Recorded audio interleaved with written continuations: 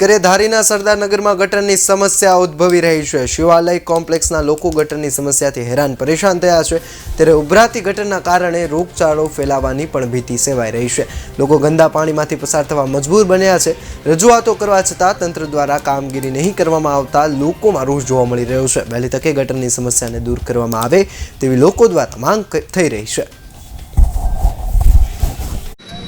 ભૂગર્ભ ગટર બાબતથી શિવાલય કોમ્પ્લેક્સ પાસે ભૂગર્ભ કુંડી આવેલી હોય, અવારનવાર છલકાતી હોય, ગંદુ પાણી રોડ ઉપર વહેતું હોય તો રોગચાળો થવાની ભય ભીતિ રહે છે અને બહુ ગંદી વાસ આવતી હોય છે।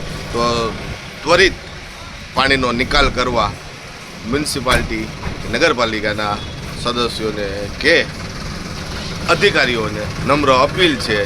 કોમ્પ્લેક્સમાં શ્રીરામ મોબાઈલની દુકાન હું ધરાવું છું અને આ પ્રોબ્લેમ અમને ગટરનો કમસે કમ 15 થી 1 મહિના દિવસથી પ્રોબ્લેમ રહે છે અને આ રોગચાળો એટલો બધો ભયંકર હોય છે કે અત્યારે આના મચ્છર અને બીમારી અત્યારે આ શિયાળો છે, રોગચાળો એટલો બધો ફેલાઈ રહ્યો છે અને 15 દિવસથી આ મહિના દિવસથી આ તંત્ર આ જોઈ રહ્યું છે અને રોડે પાણી ચડ્યું। માણસ તો રોડે ચડે પણ પાણી રોડે ચડ્યું છે કે આની અંદર બહારના મહેમાન આવે એટલે ધારીની અને આપણી કદર કરી જાય છે। તો આ તંત્રને ખાલી એવું કહેવા માંગીએ છીએ કે તમે બધાય જે કાયદાઓ આ છે તે કરો છો તો આમાં થોડુંક ધ્યાન કેન્દ્રિત કરો